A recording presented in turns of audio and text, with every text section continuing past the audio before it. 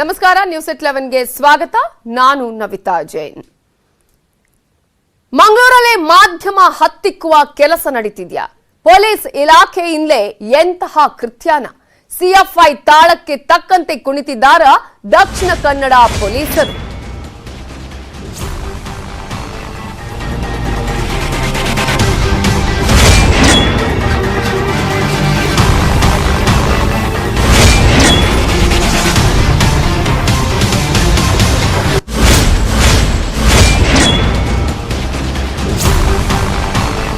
ವರದಿ ಮಾಡಲು ಹೋದವರ ಮೇಲೆ ನಾನ್ ಬೇಲಬಲ್ ಕೇಸ್ ಅನ್ನ ಹಾಕಿದ್ದಾರೆ. ಪತ್ರಕರ್ತರು ಸುದ್ದಿ ಮಾಡೋದೇ ತಪ್ಪ? ಹಾಗಾದ್ರೆ ಪೊಲೀಸರೇ ಈ ಪ್ರಶ್ನೆಯನ್ನ ಪೊಲೀಸರಿಗೆ ಕೇಳಬೇಕಾಗತ್ತೆ. ಉಪ್ಪಿನಂಗಡಿ ಪೊಲೀಸರೇ, ಇದೆಂತಹ ನ್ಯಾಯ? ಗೃಹ ಸಚಿವ ಆರಗ ಜ್ಞಾನೇಂದ್ರ ಅವರೇ, ನೋಡಿ ನಿಮ್ಮ ಇಲಾಖೆಯನ್ನ, ಗೃಹ ಸಚಿವರೇ ನಿಮ್ಮ ಇಲಾಖೆಯಲ್ಲಿ ಏನಾಗ್ತಾ ಇದೆ ನೋಡಿ. ಸುಳ್ಳು ದೂರನ್ನೇ ಇಟ್ಟುಕೊಂಡು ನಾನ್ ಬೇಲಬಲ್ ಕೇಸ್ ಅನ್ನ ಹಾಕಿದ್ದಾರೆ ಉಪ್ಪಿನಂಗಡಿ ಪೊಲೀಸರು. ವಿದ್ಯಾರ್ಥಿನಿಯರ ಬಳಿ ಹೋಗ್ಲೇ ಇಲ್ಲ ಮಾಧ್ಯಮದವರು, ಆದ್ರೂ ಶಾಲ್ ಎಳೆದಿದ್ದಾರೆ ಅಂತ ಹೇಳಿ ವಿದ್ಯಾರ್ಥಿನಿಯರು ದೂರನ್ನ ಕೊಟ್ಟಿದ್ದಾರೆ. ಯಾವುದೇ ದಾಖಲೆ ಇಲ್ಲದಿದ್ರೂ ಪೊಲೀಸರು ಎಫ್ಐಆರ್ ಅನ್ನ ದಾಖಲಿಸಿದ್ದಾರೆ. ದ್ವಿತೀಯ ಬಿಕಾಂ ವಿದ್ಯಾರ್ಥಿನಿಯಿಂದ ಪೊಲೀಸ್ಗೆ ದೂರನ್ನ ನೀಡಲಾಗಿದ್ದು ಅಪ್ರಾಪ್ತೆಯಲ್ಲ ಆಕೆ, ಆದ್ರೂ ಕೂಡ ದೂರುದಾರೆಯ ಹೆಸರನ್ನ ಈಗ ಅಲ್ಲಿ ಬಹಿರಂಗಗೊಳಿಸಿಲ್ಲ. ದೂರಿನ ಪ್ರತಿಯಲ್ಲಿ ದೂರುದಾರೆಯ ಹೆಸರೇ ಮಾಯ ಆಗ್ಬಿಟ್ಟಿದೆ.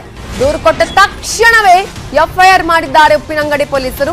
ಐಪಿಸಿ ಸೆಕ್ಷನ್ 447, 354, 504, 506 ಈ ಪ್ರಕರಣಗಳನ್ನ ದಾಖಲಿಸಿದ್ದಾರೆ ಪೊಲೀಸರು.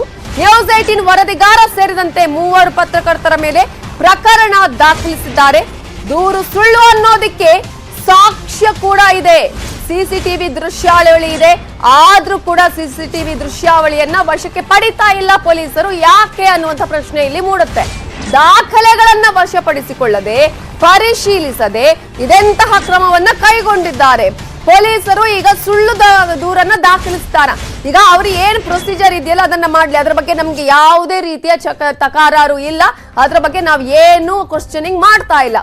ಎಲ್ಲೇ ಇರುವಂತಹ ಪ್ರಶ್ನೆ, ದೂರುದಾರರು ಯಾರು, ದೂರುದಾರರ ಹೆಸರನ್ನ ಯಾಕೆ ಅಲ್ಲಿ ಮರೆಮಾಚಲಾಗಿದೆ, ಜೊತೆಗೆ ಆ ಒಂದು ದೂರನ್ನ ನೀಡಲಾಗಿದೆಯಲ್ಲ, ಒಂದಷ್ಟು ಕೇಸ್ಗಳನ್ನ ಹಾಕಿದಿರಲ್ಲ, ಅದಕ್ಕೆ ಬೇಕಾದಂತಹ ದಾಖಲೆಗಳು ಇದೆಯಾ, ಅದಕ್ಕೆ ಬೇಕಾದಂತಹ ಪುರಾವೆಗಳು ಇದೆಯಾ, ಸಿಸಿಟಿವಿ ದೃಶ್ಯಾವಳಿ ಇದೆಯಲ್ಲ, ಯಾವುದೇ ರೀತಿಯ ಇಂತಹ ಕೆಲಸಗಳ ಆಗಿಲ್ಲ, ಶಾಲನ್ನ ಎಳೆದಿಲ್ಲ ಅನ್ನೋದಕ್ಕೆ ಯಾಕೆ ಅದನ್ನ ತೆಗೆದುಕೊಳ್ತಾ ಇಲ್ಲ, ಆ ಪುರಾವೆನ ಯಾಕೆ ಮರೆಮಾಚ್ತಾ ಇದ್ದೀರಿ ಪೊಲೀಸರೇ ಅನ್ನುವಂತಹ ಪ್ರಶ್ನೆಯನ್ನ ಕೇಳಬೇಕಾಗತ್ತೆ. ಇಲ್ಲಿ ಪೊಲೀಸ್ ಇಲಾಖೆ ಎಲ್ಲರಿಗೂ ಕೂಡ ನ್ಯಾಯ ಒದಗಿಸಿಕೊಡುವಂತಹ, ಎಲ್ಲರಿಗೂ ರಕ್ಷಣೆ ಕೊಡಬೇಕಾದಂತಹ ಇಲಾಖೆ.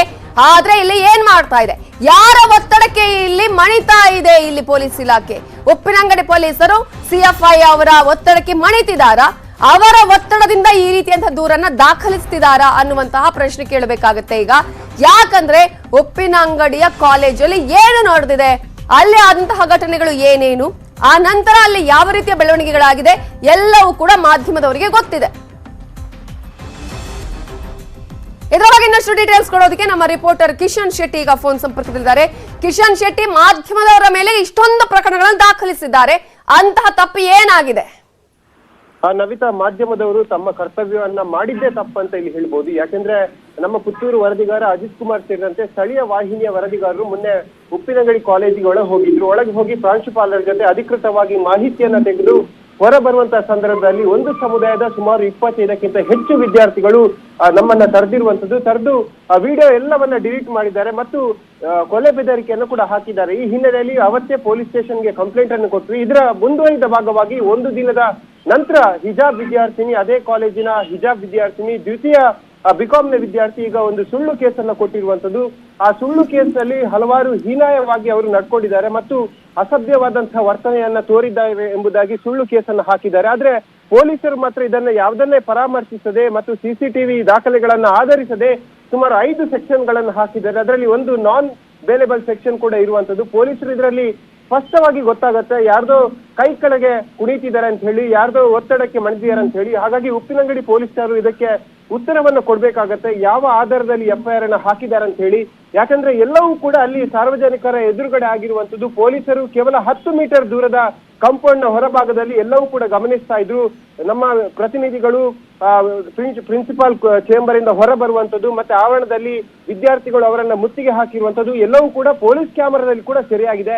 ಹಾಗಾಗಿ ಪೊಲೀಸರು ಸ್ಪಷ್ಟವಾಗಿ ಇದಕ್ಕೆ ಉತ್ತರವನ್ನು ಕೊಡ್ಬೇಕಾಗುತ್ತೆ. ಯಾವ ಆಧಾರದಲ್ಲಿ FIR ಅನ್ನ ದಾಖಲು ಮಾಡಿದ್ದಾರೆ ಅಂತ ಹೇಳಿ ಮತ್ತು ವಿದ್ಯಾರ್ಥಿ ಯಾರ್ದೋ ಒತ್ತಡಕ್ಕೆ ಇಲ್ಲಿ ಕೇಸನ್ನ ಹಾಕಿರೋದು ಕೂಡ ಗೊತ್ತಾಗತ್ತೆ. ಯಾಕಂದ್ರೆ ಒಂದು ದಿನದ ನಂತರವಾಗಿ ಅವಳು ದೂರನ್ನ ದಾಖಲು ಮಾಡ್ತಾರೆ ಸಂದರ್ಭದಲ್ಲಿ ತನ್ನ ವೇಲಿಗೆ ಆ ರಿಪೋರ್ಟರ್ ಕೈ ಹಾಕಿದ್ರು ಎಂಬುದರ ಬಗ್ಗೆ ಕೂಡ ಉಲ್ಲೇಖವನ್ನ ಮಾಡ್ತಾರೆ. ಅಸಲಿಗೆ CC ಕ್ಯಾಮೆರಾದಲ್ಲಿ ಪರಿಶೀಲನೆ ಮಾಡಬೇಕಾದ್ರೆ ಎಲ್ಲವೂ ಕೂಡ ಗೊತ್ತಾಗತ್ತೆ ಮತ್ತು ಪೊಲೀಸರು ತೆಗೆದಂತಹ ಅವರ ಕ್ಯಾಮೆರಾ ವಿಜುವಲ್ ಅನ್ನೇ ಗಮನಿಸಿದಾಗ ಎಲ್ಲವೂ ಕೂಡ ಗೊತ್ತಾಗತ್ತೆ. ಅದರಲ್ಲಿ ನಮ್ಮ ಯಾವ ಪಾತ್ರವೂ ಕೂಡ ಇಲ್ಲ. ಅದು ಸ್ಪಷ್ಟವಾಗಿ ಸುಳ್ಳು ದೂರ ಅನ್ನೋದನ್ನ ಸ್ಪಷ್ಟವಾಗಿ ಗೊತ್ತಾಗಿರುವಂತದ್ದು ಮತ್ತು ಇದಕ್ಕೆ ಸಾಕಷ್ಟು ವಿರೋಧ ಕೂಡ ವ್ಯಕ್ತವಾಗಿರುವಂತದ್ದು. ಇನ್ನೊಂದು ವಿಚಾರ ಏನಂದ್ರೆ ನಿನ್ನೆ ಮಾಧ್ಯಮಗಳಿಗೆ ಪೊಲೀಸರು ದಕ್ಷಿಣ ಕನ್ನಡ ಜಿಲ್ಲಾ SP ಒಂದು ಪ್ರಕಟಣೆಯನ್ನು ಕೊಟ್ಟಿದ್ರು.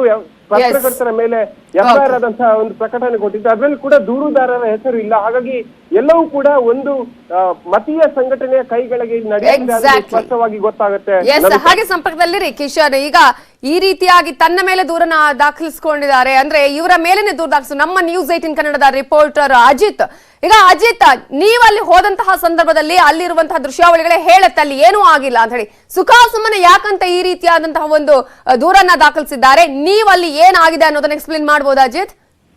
ಖಂಡಿತವಾಗಿ ನಮ್ಗೆ ಜೂನ್ 2ರಂದು ಈ ಕಾಲೇಜ್ನಲ್ಲಿ ವೇಲ್ ವಿವಾದ ಒಂದು ಆರಂಭವಾಗಿದೆ ಅನ್ನುವಂತ ಮಾಹಿತಿ ಬಂದ ಹಿನ್ನೆಲೆಯಲ್ಲಿ ನಾವು ಪ್ರಾಂಶುಪಾಲರನ್ನು ಭೇಟಿಯಾಗಿ ಹೋಗಿದ್ದೆವು. ಈ ಸಂದರ್ಭದಲ್ಲಿ ಪ್ರಾಂಶುಪಾಲರನ್ನು ಭೇಟಿಯಾಗಿ ಹೊರಗೆ ಬರುವ ಸಂದರ್ಭದಲ್ಲಿ ವಿದ್ಯಾರ್ಥಿಗಳ ಗುಂಪು ನಮ್ಮ ಮೇಲೆ ಅಟ್ಯಾಕ್ ಮಾಡಿದೆ ಮತ್ತು ನಮ್ಮನ್ನು ದಿಗ್ಬಂಧನ ಮಾಡಿ ನಮ್ಮನ್ನು ಒಂದು ಅವರ ಕಚೇರಿ ಒಳಗೆ ಕರೆದೊಯ್ದು ನಮ್ಮ ಮೊಬೈಲ್ ನಲ್ಲಿ ಸೆರೆ ಮಾಡಿದಂತ ಎಲ್ಲಾ ವಿಡಿಯೋಗಳನ್ನು ಡಿಲೀಟ್ ಮಾಡಿದ್ದಾರೆ.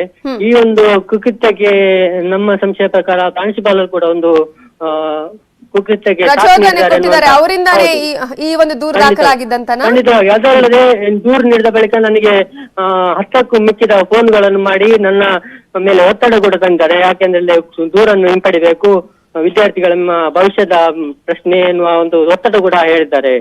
ಈಗ ಅಜಿತ್, ಈಗ ಬೆದರಿಕೆಯನ್ನ ಹಾಕುವಂತ ಪ್ರಯತ್ನ ಆಯ್ತು, ಅದು ಅಂದ್ರೆ ಆ ಕಾಲೇಜಿನವರಿಂದಾನೇ ಆಗಿರುವಂತದ್ದ? ಎಷ್ಟು ಪ್ರಿನ್ಸಿಪಲ್ ಏನಾದ್ರು ಮಾತನಾಡುವಂತ ಪ್ರಯತ್ನ ಮಾಡಿದ್ರ ನಿಮ್ಮ ಹತ್ರ? ಹೇಗೆ ಮಕ್ಕಳೆಲ್ಲ ನಮ್ಮ ಮೇಲೆ ಒತ್ತಡ ದಿಗ್ಬಂಧನ ಆದ ನಂತರ ಆ ಸಂದರ್ಭದಲ್ಲಿ ಒಬ್ಬ ಪೋಷಕರು ಎನ್ನುವ ಒಂದು ವ್ಯಕ್ತಿ ಕೂಡ ಇದ್ರು. ಆ ವ್ಯಕ್ತಿ ಕೂಡ ಈ ಮಕ್ಕಳನ್ನು ಪ್ರಚೋದಿಸುವಂತ ಕಾರ್ಯ ಕೂಡ ಮಾಡ್ತಿದ್ರು. ಆದ್ರೆ ಆ ವ್ಯಕ್ತಿಯನ್ನು ಹೊರಗೆ ಕಳಿಸದೆ ಪ್ರಾಂಶುಪಾಲರು ನಮ್ಮನ್ನು ಮಾಧ್ಯಮದವರನ್ನು ಹೊರಗೆ ಕಳಿಸುವಂತ ಒಂದು ಪ್ರಯತ್ನ ಮಾಡಿದ್ರು. ಮತ್ತೆ ನಮ್ಮ ಮೇಲೆ ಹಲ್ಲೆಗೆ ಯತ್ನ ಮಾಡ್ತಿರುವಾಗ ಕೂಡ ಪೊಲೀಸರು ಗೇಟ್ ನ ಹೊರಗಿದ್ರು ಕೂಡ ಅವರನ್ನು ಒಳಗೆ ಕರೆಸಿ ನಮ್ಮನ್ನು ರಕ್ಷಣೆ ಮಾಡುವಂತ ಕೆಲಸವನ್ನು ಕೂಡ ಪ್ರಾಂಶುಪಾಲರು ಮಾಡಿಲ್ಲ. ಫುಟೇಜ್ ಅಲ್ಲಿ ಎಲ್ಲವೂ ಕೂಡ ಇದೆಯಲ್ಲ, ಏನಾಗಿದೆ ಅನ್ನುವಂಥದ್ದು ಎಲ್ಲವೂ ಕೂಡ ದಾಖಲಾಗಿದೆಯಲ್ಲ, ಮತ್ತೆ ಯಾಕಂತ ತಗೊಳ್ತಾ ಇಲ್ಲ? ಅದರಲ್ಲಿ ಹಾಗಾದ್ರೆ ಇವರು ಒಂದು ಕಣ್ಣಿಗೆ ಬೆಣ್ಣೆ ಒಂದು ಕಣ್ಣಿಗೆ ಸುಣ್ಣನ ಹಾಗಾದ್ರೆ ಇವರ ನ್ಯಾಯದಲ್ಲಿ? ಇದೀಗ ನಮಗೆ ಬಂದ ಮಾಹಿತಿ ಪ್ರಕಾರ ಪ್ರಾಂಶುಪಾಲರು ಈ ಒಂದು CC ಕ್ಯಾಮೆರಾದಲ್ಲಿ ಸ್ಟೋರೇಜ್ ಇಲ್ಲ ಅನ್ನೋ ಒಂದು ಸಬೂಬನ್ನು ಹೇಳ್ತಿದ್ದಾರೆ. ಯಾಕೆಂದ್ರೆ ಕಳೆದ 1 ವಾರದಿಂದ ಈ ಒಂದು ಕಾಲೇಜಿನಲ್ಲಿ ನಿರಂತರವಾಗಿ ಗಲಾಟೆಗಳಾಗ್ತಾ ಇದೆ. ಆದ್ರೂ ಕೂಡ CC ಕ್ಯಾಮೆರಾದ ಸ್ಟೋರೇಜ್ ಇಲ್ಲ ಅನ್ನುವಂತ ಸಬೂಬನ್ನು ಹೇಳಿ ಈಗ ಎಲ್ಲ ದೃಶ್ಯಾವಳಿಗಳನ್ನು ಅಳಿಸಿ ಹಾಕಿರುವಂತ ಆರೋಪ ಕೂಡ ಇದೆ. ಡಿಲೀಟ್ ಏನಾದ್ರೂ ಮಾಡಿದ್ರೆ ಅದು ನಿಜವಾಗ್ಲೂ ಕೂಡ ಅಪರಾಧನೇ ಈಗ ಈ ಸಂದರ್ಭದಲ್ಲಿ ಅಂತ? ಖಂಡಿತವಾಗಿಯೂ ಈ ಎಲ್ಲದಕ್ಕೂ ಕೂಡ ಪ್ರಾಂಶುಪಾಲರು ಸಾಕ್ಷ್ಯವನ್ನ ನಾಶ ಮಾಡಿದಂತಹ ಪ್ರಕರಣ ದಾಖಲಿಸಬೇಕಾಗತ್ತೆ ಅವ್ರ ಮೇಲೆನೆ ಅಲ್ವಾ? ಪೊಲೀಸರು ಅದನ್ನ ನೋಡ್ಬೇಕಲ್ವಾ? ಖಂಡಿತವಾಗಿ ಈ ಬಗ್ಗೆ ಪೊಲೀಸರಿಗೂ ಕೂಡ ಈಗ ನಾವು ಪುತ್ತೂರು ಪತ್ರಕರ್ತರ ಸಂಘದಿಂದ ಕೂಡ ಒಂದು ಮನವಿಯನ್ನು ಮಾಡ್ಲಿಕ್ಕಿದ್ದೇವೆ. ನಮಿತಾಜನ್. ಎಸ್, ಮಾತನಾಡಿಸ್ತೀನಿ ಅಜಿತ. ಹಾಗೇನೆ ಈಗಾಗಲೇ ಪ್ರಜಾವಾಣಿ ವರದಿಗಾರರು ಪತ್ರಕರ್ತರಾಗಿರುವಂತಹ ಸಿದ್ದಿಕ್ ಅವರ ಮೇಲೆ ಕೂಡ ದೂರು ದಾಖಲಾಗಿದೆ. ಅವರನ್ನೇ ಮಾತನಾಡಿಸೋಣ. ಸಿದ್ದಿಕ್ ಅವರೇ, ಎಕ್ಸ್ಪ್ಲೇನ್ ಮಾಡಬಹುದಾ ಏನಾಯ್ತು? ಯಾಕೆ ನಿಮ್ಗಳ ಮೇಲೆ ಇಷ್ಟೊಂದು ಪ್ರಕರಣಗಳನ್ನ ದಾಖಲಿಸಿದ್ದಾರೆ? ಏನ್ ಮಾಡ್ತಾ ಇದೆ ದಕ್ಷಿಣ ಕನ್ನಡ ಪೊಲೀಸರು, ಉಪ್ಪಿನಂಗಡಿ ಪೊಲೀಸರು ಅಂತ? ಮೇಡಮ್, 3-4 ದಿವಸದಿಂದ ಕಾಲೇಜಿನಲ್ಲಿ ಹಿಜಾಬ್ ಮತ್ತು ಕೇಸರಿ ವಿವಾದ ನಿರಂತರವಾಗಿ ನಡೀತಾ ಇತ್ತು. ಅದರಲ್ಲೂ ಗುರುವಾರ ದಿವಸ ಬೆಳಿಗ್ಗೆ ನಮಗೆ ಫೋನ್ ಕರೆ ಬಂತು, ಇವತ್ತು ಕಾಲೇಜಿನ ಆವರಣದಲ್ಲಿ 2 ಕಡೆಯವರು ಪ್ರತಿಭಟನೆ ಮಾಡ್ತಾ ಇದ್ದಾರೆ ಅಂತೇಳಿ. ಸುದ್ದಿ ಮಾಡೋದಕ್ಕೆ ಎಷ್ಟೇ ಹೋಗಿರೋದು ನೀವು? ಹೋಗಿದ್ದೆವು. ನಾನು 3-4 ಜನ ಹೋಗಿದ್ದೆವು. ನಮ್ಮ ಅಜಿತ್ ಮತ್ತು ಪ್ರವೀಣ್ ಸ್ವಲ್ಪ ಮೊದ್ಲು ಹೋಗಿದ್ರು. ಅವರು ನೇರವಾಗಿ ಪ್ರಿನ್ಸಿಪಾಲರ ಚೇಂಬರಿಗೆ ಹೋಗಿ ಹೊರಗಡೆ ಬಂದಿದ್ದಾರೆ. ಹೊರಗಡೆ ಬರುವಾಗ ಒಂದು ಕಡೆಯ ಹುಡುಗರು ಇವರ ಮೇಲೆ ಅಟ್ಯಾಕ್ ಮಾಡಿದ್ದಾರೆ. ಹುಡುಗರು ವಿದ್ಯಾರ್ಥಿಗಳು ಮೊಬೈಲ್ ತೆಗೆದುಕೊಂಡು ಎಲ್ಲ ಡಿಲೀಟ್ ಮಾಡಿದ್ದು ಇದೆಲ್ಲ ನಡೆದಿದೆ. ಆದ್ರೆ ನಾವು ಹೋಗುವಾಗ ಒಂದು 10 ನಿಮಿಷ ಲೇಟ್ ಆಗಿದೆ. ಅಲ್ಲಿ 2 ಗೇಟ್ ಇದೆ. ಮೈನ್ ಗೇಟ್ ಒಂದಿದೆ, ಒಳಗಡೆ ಒಂದು ಗೇಟ್ ಇದೆ. ಮೈನ್ ಗೇಟ್ ಕಾಲೇಜ್ ಆವರಣದಿಂದ ಸುಮಾರು 300 ಮೀಟರ್ ದೂರದಲ್ಲಿದೆ. ರಾಷ್ಟ್ರೀಯ ಹೆದ್ದಾರಿಯಿಂದ ಸಂಪರ್ಕ ಹೋಗುವಂತದ್ದು. ಅಲ್ಲಿ ಹೋಗುವಾಗ ಪೊಲೀಸರೆಲ್ಲ ಇದ್ರು, SI ಇದ್ರು, ಪೊಲೀಸ್ ಇದ್ರು, ಮಹಿಳಾ ಸಬ್ ಇನ್ಸ್ಪೆಕ್ಟರ್ ಇದ್ರು, ಸುಮಾರು 7-8 ಮಂದಿ ಇತ್ತು. ಕಾಲೇಜ್ ಒಳಗಡೆ ಇದ್ರ ಹೊರಗಡೆ ಇದ್ರ? ಗೇಟ್ ಹತ್ರ. ಓಕೆ. ಹಾಗೆ ನಾವು ಎಂಟರ್ ಮಾಡಿದೆ, ನಾನು ಎಂಟರ್ ಆದೆ ಕಾಲೇಜಿನ ಆ ಪೊಲೀಸರು ಇದ್ದ ಗೇಟ್ ಇಂದ ಹೊರಗಡೆ ಗೇಟ್, ಒಳಗಡೆ ಗೇಟ್ ಅಲ್ಲ. ಆ ಎಂಟರ್ ಆದ ತಕ್ಷಣ ಅಲ್ಲಿ ಒಳಗಡೆ ಏನ್ ನಡೀತಾ ಇತ್ತು ಅಂದ್ರೆ, ಈ ಇಬ್ಬರನ್ನು ಹಿಡಿದು ದಿಗ್ಬಂಧನಲ್ಲಿಟ್ಟು ಅವ್ರ ಮೇಲೆ ಅಟ್ಯಾಕ್ ಮಾಡ್ತಾ ಇದ್ರು. ಅಲ್ಲಿದ್ದವರು ನಾವು ಎಂಟರ್ ಆಗ್ತಾ ಇರುವಾಗೆ ನಮ್ಮ ಕಡೆಗೆ ಬಂದ್ರು. ಅದ್ರಲ್ಲಿ ಇದ್ದ ಒಂದು 10-15 ಹುಡುಗರು ಬಂದ್ರು. ನೀವ್ ಯಾಕೆ ಇಲ್ಲಿ ಬರ್ತೀರಿ, ನಿಮಗೆ ಏನಾದ್ರು ಕೆಲಸ ಉಂಟು ಇಲ್ಲಿ, ನಿಮ್ಮನ್ನು ಯಾರು ಒಳಗಡೆ ಕಳಿಸ್ಲಿಕ್ಕೆ ಬಿಟ್ಟದ್ ಯಾರು, ನಿಮ್ಮನ್ನು ಇಲ್ಲಿ ಬರ್ಲಿಕ್ಕೆ ಅಧಿಕಾರ ಯಾರು ನಿಮಗೆ ಅಂತ ಕೇಳಲಿಕ್ಕೆ ಶುರು ಮಾಡಿದ್ರು. ನಾನೇ ಹೇಳಿದೆ, ನೋಡಿ ಇಲ್ಲಿ ಗಲಾಟೆ ಆಗ್ತಾ ಉಂಟು, 2 ಸೈಡ್ ಇಂದ ಪ್ರತಿಭಟನೆ ಆಗ್ತಾ ಉಂಟು, ಅದಲ್ಲದೆ 6 ಮಂದಿ ವಿದ್ಯಾರ್ಥಿಗಳನ್ನು ಸಸ್ಪೆಂಡ್ ಮಾಡಿದ್ದಾರೆ ಅಂತ ಹೇಳ್ತಾ ಇದ್ದಾರೆ. ನಮಗೆ ಪ್ರಿನ್ಸಿಪಾಲರಿಂದ ಸ್ಪಷ್ಟನೆ ಬೇಕು, ಅದರ ಬಗ್ಗೆ ಸ್ಪಷ್ಟನೆ ಬೇಕು.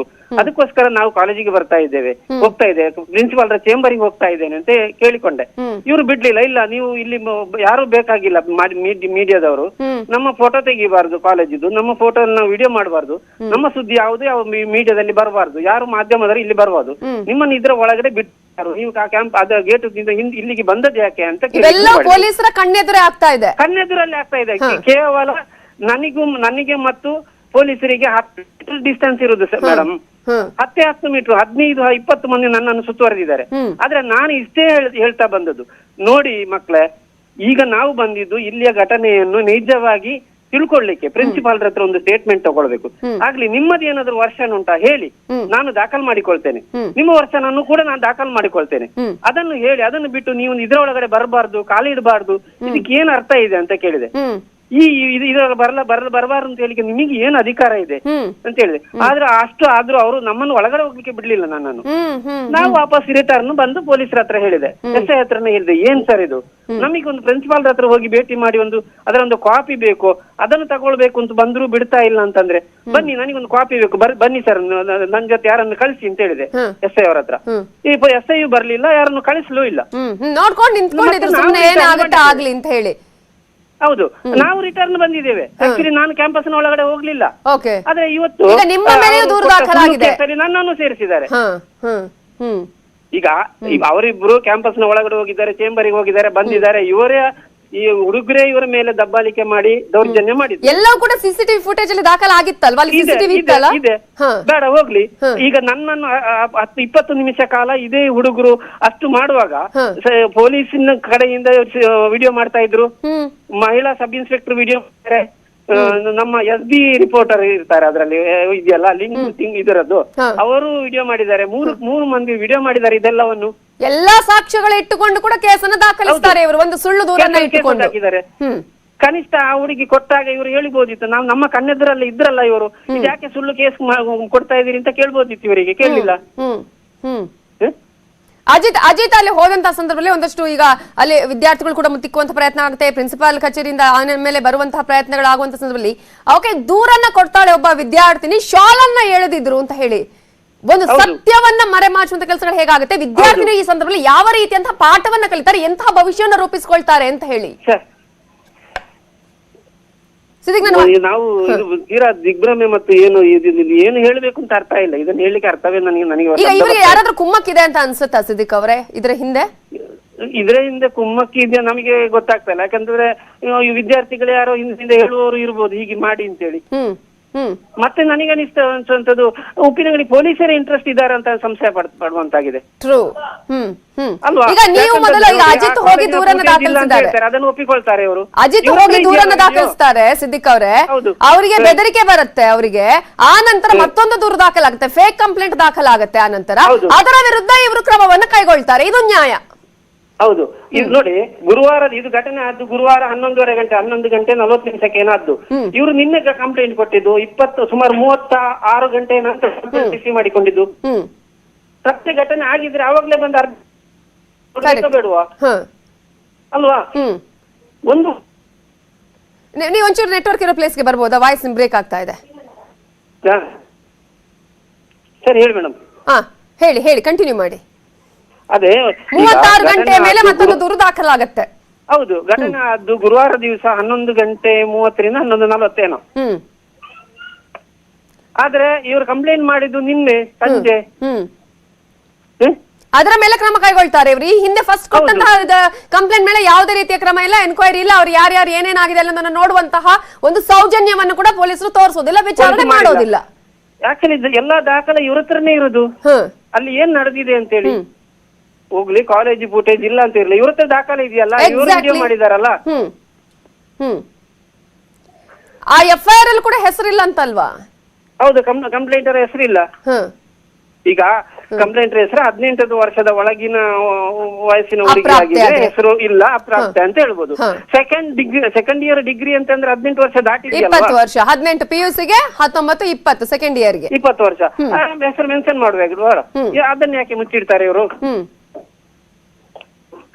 ಆಯ್ತು, ಈಗ ಆ ತರದ ಒಂದಷ್ಟು ಪ್ರೊಸೀಜರ್ ಇದೆಯಪ್ಪ, ನಾವು ಹೆಣ್ಣು ಮಕ್ಕಳಿಗೆ ಆ ತರದ ತೋರಿಸಬಾರ್ದು, ಈ ತರದ ಹೆಸರುಗಳನ್ನ ಹೇಳಬಾರ್ದು, ಆ ತರದ ಎಲ್ಲವೂ ಇರ್ಲಿ, ನಿಜವಾಗಿ ಏನಾಗಿದೆ ಅನ್ನೋದನ್ನ ಹುಡುಕಬೇಕಲ್ಲ, ಇವ್ರು ಎನ್ಕ್ವೈರಿ ಮಾಡ್ಬೇಕಲ್ಲ, ಸಾಕ್ಷಿಗಳನ್ನ ಅಲ್ಲಿ ನೋಡ್ಬೇಕಲ್ವಾ?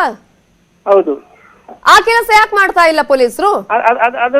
ಅದು ಮಾಡದೆ ಆತುರದಲ್ಲಿ ಅವ್ರು ಕೊಟ್ಟ ತಕ್ಷಣ ರಿಸೀವ್ ಮಾಡಿಕೊಂಡಿದ್ದಾರೆ, ಸೆಕ್ಷನ್ ಜಡ್ದಿದ್ದಾರೆ ಅದಕ್ಕೆ. ಯಾಕೆ ಇವ್ರ ಕಣ್ಣೆದುರಲ್ಲೇ ಆಗಿದ್ದಲ್ವಾ? ಇವ್ರು ನೋಡಿದಾರಲ್ಲ, ಇವ್ರ ಹತ್ರ ಸಾಕ್ಷ್ಯ ಇದೆಯಲ್ಲ, ಇವ್ರ ಹತ್ರ ಫುಟೇಜ್ ಇದೆಯಲ್ಲ, ಇವ್ರು ವಿಡಿಯೋ ಮಾಡ್ಕೊಂಡಿದಾರಲ್ಲ. ಹೌದು. ಅಲ್ಲಿ ಹೋಗ್ಲಿ, ಈಗ ಈ ತರದ ಕೇಸ್ಗಳನ್ನ ಹಾಕಿದ್ರೆ ಅಲ್ಲಿ ಆ ತರ ಘಟನೆಗಳಾದಾಗ ಅಲ್ಲಿ ಹೋಗಿ ಬಿಡಿಸುವಂತದ್ದು, ಸಮಾಧಾನ ಮಾಡುವಂತದ್ದು, ಎಲ್ಲರ ಹತ್ರ ಮಾತನಾಡೋ ಪ್ರಯತ್ನ ಮಾಡ್ತಾ ಇಲ್ಲ. ಹಾಗಾದ್ರೆ ಇವರೇ ಕುಮ್ಮಕ್ಕ ಕೊಟ್ಟಂಗಲ್ವಾ? ನಮ್ಮ ಇನ್ನೊಬ್ರು ರಿಪೋರ್ಟ್ರು, ವಿಜಯವಾಣಿ ರಿಪೋರ್ಟ್ರು ಉದಯ್ ಕುಮಾರ್ ಅಂತ ಹೇಳಿ, ಅವ್ರ SI ಹತ್ರ ಹೇಳಿದ್ರು, ನೋಡಿ ಸರ್ ಅಲ್ಲಿ ಇಬ್ರು ರಿಪೋರ್ಟರ್ಸ್ ಗಳನ್ನು ಅಲ್ಲಿ ಮಾಡ್ತಾರೆ, ತಳ್ಳಾಡ್ತಾ ಇದ್ದಾರೆ, ಅವರ ಮೇಲೆ ದಾಳಿ ನಡೀತಾ ಇದೆ, ಅವರ ಮೇಲೆ ಮಾಡ್ತಾ ಇದ್ದಾರೆ ಅಂತ ಹೇಳಿದ್ರು, ದಿಗ್ಬಂಧನದಲ್ಲಿ ಇಟ್ಟಿದ್ದಾರೆ, ಹೋಗಿ ಸರ್ ಯಾರಾದ್ರೂ ಒಮ್ಮೆ ಹೋಗಿ ಅಂತ ಹೇಳಿ. ಇವ್ರು ಯಾರು ಹೋಗ್ಲೇ ಇಲ್ಲ, ಅಲ್ಲೇ ನಿಂತ್ಕೊಂಡಿದ್ರು. Okay, fine, okay, thank you Siddiq Neeraj ಅವರೇ, ನ್ಯೂಸ್ 18 ಜೊತೆ ಮಾತನಾಡಿದ್ದಕ್ಕಾಗಿ.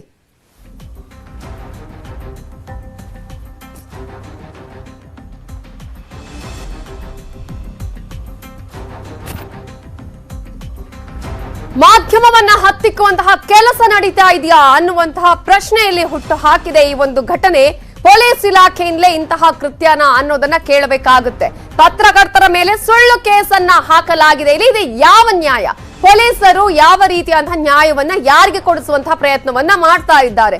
ಕಾಲೇಜಲ್ಲಿ ಆದಂತಹ ಘಟನೆಗಳನ್ನ ಕಣ್ಣಾರೆ ನೋಡಿದ್ದಾರೆ ಪೊಲೀಸರು, ಆದ್ರೂ ಕೂಡ ಈ ರೀತಿಯಾದಂತಹ ಸುಳ್ಳು ದಾಖಲೆಗಳ ಮೇಲೆ ಕ್ರಮವನ್ನು ಕೈಗೊಳ್ತಾರೆ, ನಾನ್ ಬೇಲಬಲ್ ಕೇಸನ್ನ ಜಡಿತಾರೆ. ಉಳಿದ ಅಪ್ಡೇಟ್ಸ್ ನೋಡೋಣ ಬ್ರೇಕ್ ಆದ್ಮೇಲೆ.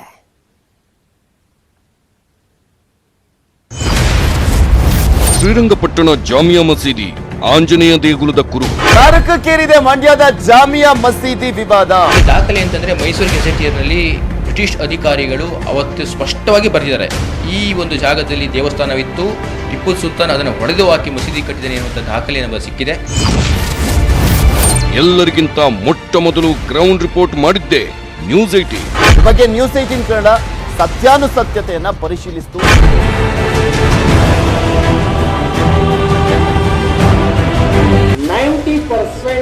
ನಮ್ಮ ದೇವಸ್ಥಾನ ಒಳಗನೆ ಮಸೀದಿ ಕಟ್ಟಿದ್ದಾರೆ. ಪೂಜೆ ಮಾಡಲಿಕ್ಕೆ ಅವಕಾಶ ಮಾಡಿಕೊಡಿ, ಇದು ಹಿಂದೂ ದೇವಸ್ಥಾನ. ಮಸೀದಿಯಲ್ಲಿ ಹಿಂದೂ ದೇವಸ್ಥಾನದ ಚಿಹ್ನೆಗಳು ಸಿಕ್ಕಿವೆ. ಬೆಂಗಳೂರು ಟು ಶ್ರೀರಂಗಪಟ್ಟಣ ಚಲೋ ಒಂದು ಎಲ್ಲ ಹಿಂದೂಪರ ಸಂಘಟನೆಗಳು ಸೇರಿ ಮಾಡ್ತಾರೆ. ಸತ್ಯವಾದ ಇವತ್ತು ಪ್ರಶ್ನೆಗಳು ಸರ್ಕಾರಕ್ಕೆ ಕೇಳಬಾರ್ದು ಅಂತ ಊಹಾಪೋಹ ಮಾಡ್ತಿದ್ದೀರಾ? ವಿಡಿಯೋ ಸರ್ವೆಗೆ ಡಿಸಿ ಪತ್ರ ಮೊದಲು ಬ್ರೇಕ್ ಮಾಡಿದ್ದು ನ್ಯೂಸ್ 18. ಶ್ರೀರಂಗಪಟ್ಟಣದ ಜಾಮಿಯಾ ಮಸೀದಿ ಬಗ್ಗೆ ವಿಡಿಯೋ ಸರ್ವೆಗೆ ಡಿಸಿ ಪುರಾತತ್ವ ಇಲಾಖೆಗೆ ಪತ್ರವನ್ನು ಬರೆದಿದ್ದಾರೆ. ಅಲ್ಲಿಂದ ಬಂದಿರತಕ್ಕಂಥ ಪತ್ರವನ್ನು ಸಹಿತ ನಮಗೆ ಕೊಟ್ಟಿದ್ದಾರೆ. ಮೂಲ ಬಾಗಿಲು ಆಂಜನೇಯ ದೇವಸ್ಥಾನದ ಮೂಲ ಮಂದಿರ ಅನ್ನುವಂಥ ಒಂದು ವಾಕ್ಯವನ್ನ ಅವರು ಸ್ಪಷ್ಟವಾಗಿ ಹೇಳಿದ್ದಾರೆ. ಪ್ರಚೋದನೆಗೆ ತಕ್ಕ ಪ್ರತಿಕ್ರಿಯೆ ಆಗಿರುತ್ತೆ. ಇರ್ಫಾನ್ ಹೇಳಿ, ಅಧಿಕೃತವಾಗಿ ಮದ್ರಸೆಗಳನ್ನ ನಡೆಸಲಾಗ್ತಾ ಇದೆ, ಜೊತೆಗೆ ಕಂಬಗಳೇನಿದೆ ಅದನ್ನ ವಿರೂಪಗೊಳಿಸ್ತಾ ಇದ್ದಾರೆ. 235 ವರ್ಷದಿಂದ ಆಗದೆ ಇರೋದನ್ನ ಇವಾಗ ಒಂದು ತಿಂಗಳಲ್ಲಿ ಆಗ್ಬಿಡುತ್ತಾ?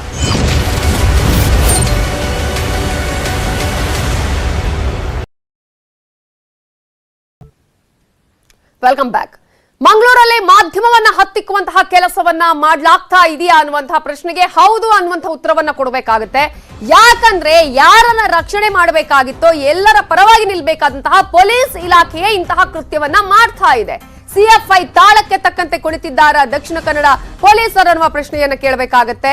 ಮೇರಡರಂದು ವಿದ್ಯಾರ್ಥಿಗಳ ಅಲ್ಲದಂತಹ ಹಿನ್ನೆಲೆಯಲ್ಲಿ ಈಗಾಗಲೇ ಅಲ್ಲಿ ಏನಾಗಿತ್ತು ಅನ್ನೋದನ್ನ ಎಕ್ಸ್ಪ್ಲೇನ್ ಮಾಡ್ತೀವಿ ನಾವು. ಅವತ್ತು ಏನೇನು ಆಯ್ತು, ಯಾಕೆ ಇಂತಹ ಸುಳ್ಳು ದೂರನ್ನ ಇಟ್ಟುಕೊಂಡು ಈಗ ಪತ್ರಕರ್ತರ ಮೇಲೆ ನಾನ್ ಬೇಲಬಲ್ ಕೇಸನ್ನ ಹಾಕ್ತಾ ಇದ್ದಾರೆ, ಪೊಲೀಸರು ಯಾರ ತಾಳಕ್ಕೆ ತಕ್ಕಂತೆ ಕುಣಿತಾ ಇದ್ದಾರೆ ಅನ್ನೋದನ್ನ ಇಲ್ಲಿ ನಾವು ನೋಡ್ಬೇಕಾಗತ್ತೆ. ಯಾಕಂದ್ರೆ ಅಲ್ಲಿ ಆಗಿದ್ದೇ ಬೇರೆ, ಈಗ ಆಗ್ತಾ ಇರೋದೇ ಬೇರೆ. ಅಲ್ಲಿ ಯಾವ ರೀತಿಯಾಗಿ ನಮ್ಮ ಪತ್ರಕರ್ತರಿಗೆ ಧಮಕಿಯನ್ನ ಹಾಕಿದ್ರು, ಬೆದರಿಕೆಯನ್ನ ಹಾಕಿದ್ರು, ಮಾಡಿರುವಂತಹ ವಿಡಿಯೋವನ್ನ ಡಿಲೀಟ್ ಮಾಡಿಸಿದ್ದಾರೆ ಅಲ್ಲಿದ್ದಂತಹ ವಿದ್ಯಾರ್ಥಿಗಳು. ತಮಗೂ ಅದಕ್ಕೆ ಸಂಬಂಧವೇ ಇಲ್ಲ ವಿದ್ಯಾರ್ಥಿಗಳಿಗೆ, ಆದ್ರೂ ಕೂಡ ಈ ರೀತಿಯಂತ ಕೃತ್ಯವನ್ನ ಪತ್ರಕರ್ತರ ಮೇಲೆ ಮಾಡಿದ್ದಾರೆ. ಆದ್ರೆ ಅವರ ವಿರುದ್ಧ ದೂರು ಕೊಟ್ಟ ನಂತರ ಯಾವುದೇ ರೀತಿಯ ಕ್ರಮವನ್ನ ಪೊಲೀಸರು ತೆಗೆದುಕೊಂಡಿಲ್ಲ. ಆದ್ರೆ ಈಗ ಇಂತಹ ಒಂದು ಕೇಸ್ ಅನ್ನ ದಾಖಲಿಸಿದ್ದಾರೆ. ಇದರ ಬಗ್ಗೆ ಮಾತಾಡೋಕೆ ನಮ್ಮ ಜೊತೆಗೆ ಶ್ರೀರಾಮ ಸೇನೆ ಸಂಸ್ಥಾಪಕರಾಗಿರುವಂತಹ ಪ್ರಮೋದ್ ಮುತಾಲಿಕ್ ಅವರು ಫೋನ್ ಸಂಪರ್ಕದಲ್ಲಿದ್ದಾರೆ. ನಮಸ್ತೆ. ನಮಸ್ಕಾರ ಪ್ರಮೋದ್ ಮುತಾಲಿಕ್ ಅವರೇ, ಒಂದ್ ಕಡೆ ಇಲ್ಲಿ ಏನಾಯ್ತು ಅಂತ ಕೇಳೋದಕ್ಕೆ ಹೋದಂತಹ ಮಾಧ್ಯಮದವರ ಮೇಲೇನೆ ಅಲ್ಲಿ ನಾನ್ ಬೇಲೆಬಲ್ ಕೇಸ್ಗಳನ್ನ ಹಾಕ್ತಾರೆ.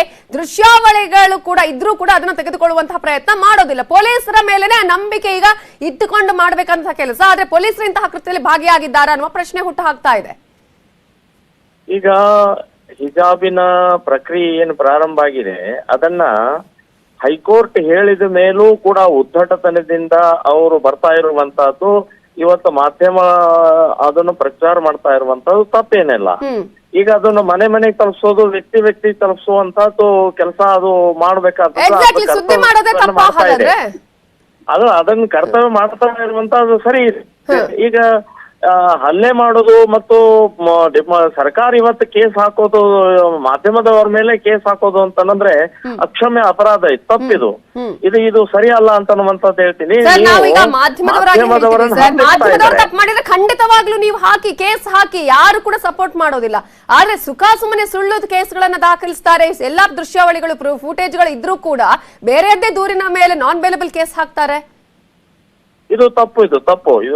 ಇದು ಮಾಧ್ಯಮವನ್ನು ಹತ್ತಿಕ್ಕುವಂತ ಕೆಲಸ ಮಾಡ್ತಾ ಇದ್ರೆ, ಸ್ವಾತಂತ್ರ್ಯ ಹರಣವನ್ನ ಮಾಡ್ತಾ ಇದ್ದಾರೆ. ಸರ್ಕಾರ ಯಾಕೋ ಇದು ದಾರಿ ತಪ್ತಾ ಇದೆ ಅಂತ ಅನ್ನುವಂತ ಹೇಳ್ತೀನಿ ನಾನು. ಇದೇ ಮಾದರಿಯಲ್ಲಿ ನ್ಯೂಸ್ 18 ಇದರಲ್ಲಿ ಇಲ್ಲಿ ಅನುಭವ ಮಂಟಪದ ಮೇಲೂ ಕೂಡ ಹಲ್ಲೆ ಮಾಡಿದ್ರು.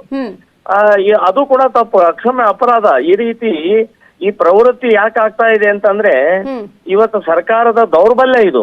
ಸರ್ಕಾರ ಕಿಡಿಗೇಡಿಗಳ ಮೇಲೆ ಕ್ರಮ ತಗೊಳ್ತಾ ಇಲ್ಲ.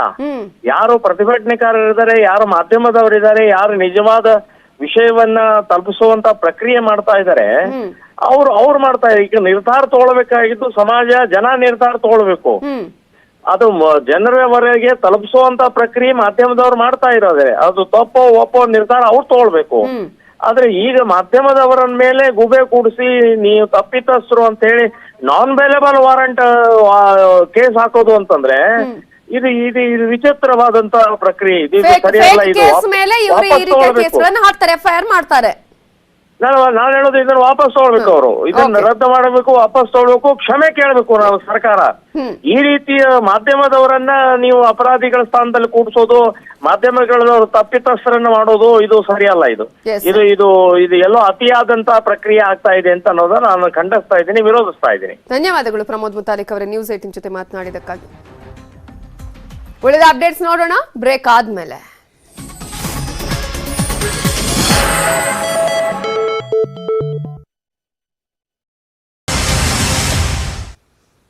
Welcome back. ಶ್ರೀರಂಗಪಟ್ಟಣದ ಜಾಮಿಯಾ ಮಸೀದಿ ವಿವಾದದ ಹಿನ್ನೆಲೆಯಲ್ಲಿ ಮಸೀದಿಯಲ್ಲಿನ ಆಂಜನೇಯನ ಪೂಜೆಗೆ ಹಿಂದೂ ಪರ ಸಂಘಟನೆಗಳಿಂದ ಪಟ್ಟನ್ನ ಹಿಡಿಯಲಾಗಿದೆ.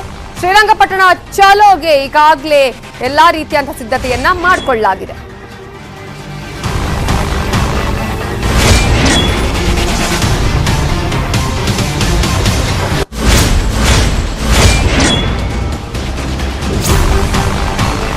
ಮೂರು ಕಡೆಗಳಿಂದ ಶ್ರೀರಂಗಪಟ್ಟಣದತ್ತ ಈಗ ಹಿಂದೂ ಪರ ಸಂಘಟನೆಯ ಕಾರ್ಯಕರ್ತರು ಬರ್ತಾ ಇದ್ದು, ಮಂಡ್ಯ, ಪಾಂಡವಪುರ, ಶ್ರೀರಂಗಪಟ್ಟಣ ಸರ್ಕಲ್ನಿಂದ ಶ್ರೀರಂಗಪಟ್ಟಣ ಚಲೋವನ್ನ ಹಮ್ಮಿಕೊಳ್ಳಲಾಗಿದೆ. ವೈಎಚ್ಪಿ ಬಜರಂಗ ದಳ ಕಾರ್ಯಕರ್ತರು ಪಾದಯಾತ್ರೆಯನ್ನ ಶುರು ಮಾಡಿಕೊಂಡಿದ್ದಾರೆ. ಪಾದಯಾತ್ರೆಯನ್ನ ತಡೆದ್ರೆ ಒಂದು ವೇಳೆ ಇದಕ್ಕೂ ಕೂಡ ಬೇರೆಯಾದಂತಹ ಪರ್ಯಾಯ ಮಾರ್ಗವನ್ನು ಹುಡ್ಕೊಂಡಿದ್ದಾರೆ. ಬೈಕ್, ಬಸ್ನಲ್ಲಿ ಪ್ರಯಾಣಕ್ಕೆ ಪ್ಲಾನ್ ಅನ್ನ ಮಾಡಿಕೊಂಡಿದ್ದಾರೆ. ಪಟ್ಟಣಕ್ಕೆ ಪ್ರವೇಶಿಸುವವರ ಮೇಲೆ ಪೊಲೀಸರು ಈಗಾಗಲೇ ಹದ್ದಿನ ಕಣ್ಣನ್ನಿಟ್ಟಿದ್ದಾರೆ. 4 ಕಡೆ ಚೆಕ್ ಪೋಸ್ಟ್ ಗಳನ್ನ ನಿರ್ಮಾಣ ಮಾಡಿದ್ದಾರೆ ಪೊಲೀಸರು. ಮಸೀದಿ ಸುತ್ತಮುತ್ತ 144 ಸೆಕ್ಷನ್ ಜಾರಿಗೊಳಿಸಲಾಗಿದೆ. ಆದ್ರೂ ಕೂಡ ಶ್ರೀರಂಗಪಟ್ಟಣ ಚಲೋವನ್ನ ಈಗಾಗಲೇ ಶುರು ಮಾಡಿದ್ದಾರೆ. ಮೂರು ಕಡೆಗಳಿಂದಲೂ ಕೂಡ ಬರೋದಕ್ಕೆ ಎಲ್ಲಾ ರೀತಿಯ ಪ್ಲಾನ್ ಆಗಿದೆ. ಮತ್ತೊಂದ್ ಕಡೆ ಏನಾದ್ರೂ ಈಗ ಪೊಲೀಸರು ಇವರನ್ನ ತಡೆಯುವಂತಹ ಪ್ರಯತ್ನ ಮಾಡಿದ್ರೆ ಬೈಕ್ಗಳಲ್ಲಿ ಬರೋದಿಕ್ಕೂ ಕೂಡ ಎಲ್ಲಾ ರೀತಿಯಂತಹ ಸಿದ್ಧತೆಗಳನ್ನ ಮಾಡ್ಕೊಂಡಿದ್ದಾರೆ. ಆಲ್ರೆಡಿ ಈಗ ಶ್ರೀರಂಗಪಟ್ಟಣ ಚಲೋ ಆರಂಭ ಆಗಿರುವಂತಹ ದೃಶ್ಯಗಳನ್ನ ನೀವು ನೋಡಬಹುದು. ಶ್ರೀರಂಗಪಟ್ಟಣ ಸರ್ಕಲ್ ನಿಂದ ಈಗಾಗಲೇ ಈ ಒಂದು ಜಾಥಾ ಆರಂಭ ಆಗಿದೆ.